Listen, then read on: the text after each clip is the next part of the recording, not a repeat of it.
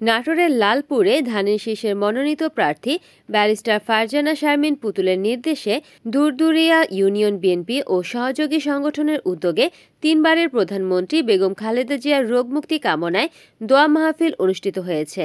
মঙ্গলবার ২৫শে নভেম্বর উপজেলার দুরদুরিয়া ইউনিয়ন বিএনপির কার্যালয় ভেল্লাবাড়িয়াতে ইউনিয়ন বিএনপির সাবেক ভারপ্রাপ্ত সাধারণ সম্পাদক শহীদুল ইসলামের নেতৃত্বে এই দোয়া মাহফিল অনুষ্ঠিত হয়।